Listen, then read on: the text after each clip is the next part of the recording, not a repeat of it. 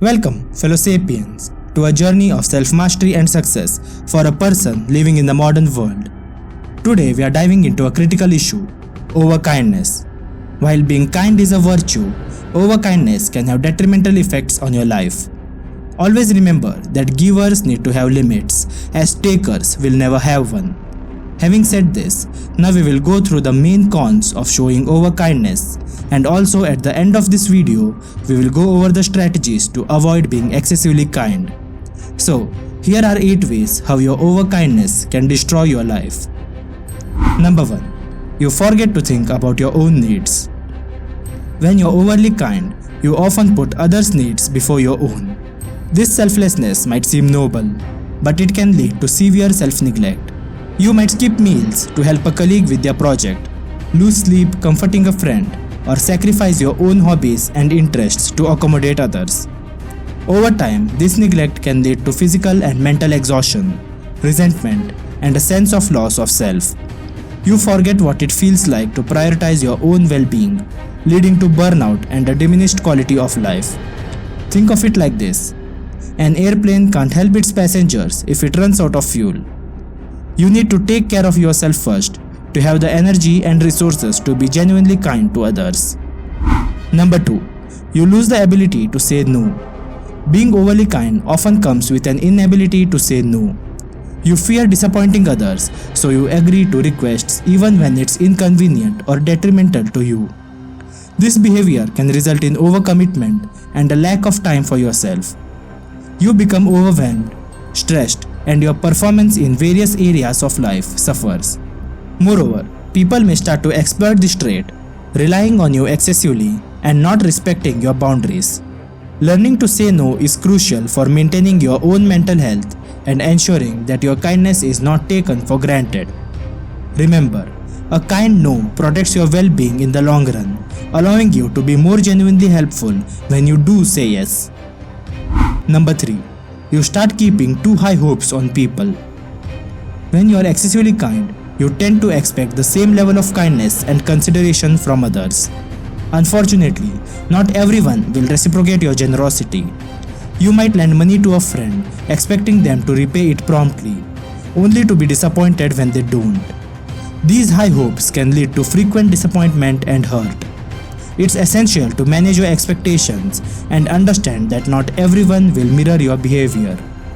This awareness can help you protect your emotional well-being and avoid unnecessary pain. Remember, kindness doesn't mean ignoring red flags. Learn to discern genuine need from manipulative behavior. Number 4. You are forced to neglect personal goals. Your overkindness can lead to neglecting your personal goals. You might put your career aspirations on hold to help a friend with theirs, or delay pursuing a hobby because you are always available for others. Over time, this sacrifice can lead to regret and a sense of unfulfillment. Remember, your dreams matter too. Achieving personal goals is crucial for your sense of accomplishment and self-worth. Balancing kindness with a focus on your own ambitions is essential to leading a fulfilling life. Learn to prioritize and schedule time for both personal growth and acts of kindness. Number 5.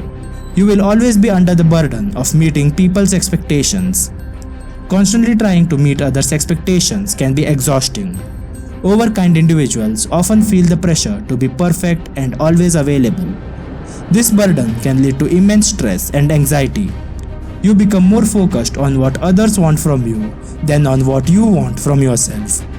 It's important to set boundaries and communicate your limits clearly. This way, you can manage others' expectations and avoid the constant pressure to conform to their demands. Set healthy expectations from the beginning. Let people know you are happy to help, but within reasonable limits. Encourage others to solve their own problems and build self-reliance. Number 6. People start perceiving you as weak. Unfortunately, overkindness can be perceived as a weakness. People might see you as someone who can be easily manipulated or taken advantage of. This perception can lead to a lack of respect and people pushing your boundaries.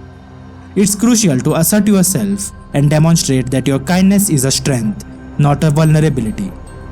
By setting clear boundaries and standing up for yourself, you can maintain respect and ensure that your kindness is appreciated rather than exploited. Have a helping nature, but always make sure that this nature of yours is not exploited or made fun of by anyone. Before we go over the other ways in which kindness can ruin your life, please mind giving this video a like as it boosts its reach, subscribing to this channel, and turning on the notification bell to not miss out on more such informative videos on how to be a better sapien. Anyways, moving on. Number 7. You start attracting energy vampires. Energy vampires are individuals who drain your energy and offer nothing in return. Overkind people often attract these types because they are always willing to give. Your kindness acts like a beacon, drawing them in and expecting endless support. These energy vampires can leave you feeling exhausted and emotionally drained. They take advantage of your willingness to help without giving anything back. It's important to recognize these individuals and distance yourself from them. Surround yourself with people who reciprocate your kindness and respect your boundaries.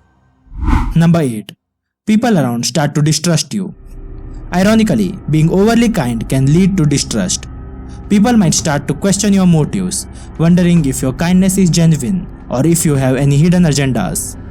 This skepticism can damage your relationships and social standing.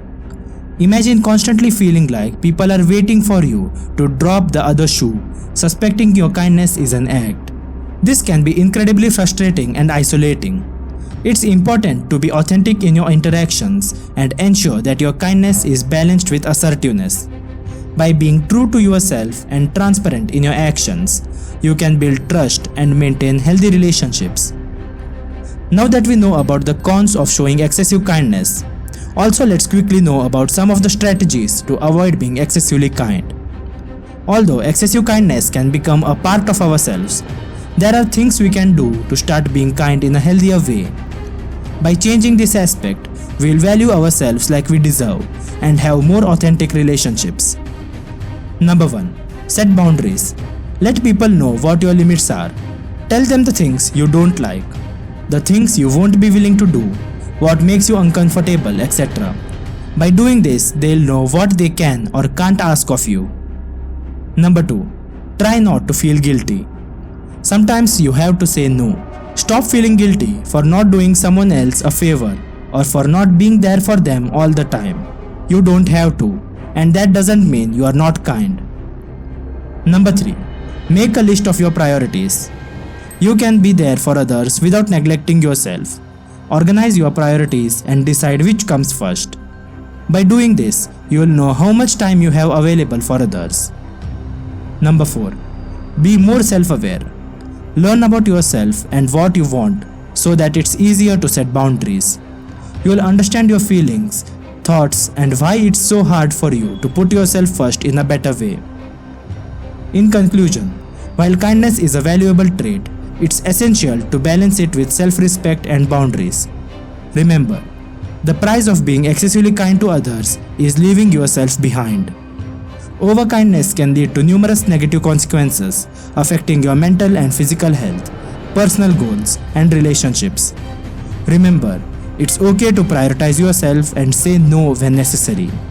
By doing so, you can lead a more balanced, fulfilling life while still being kind and generous.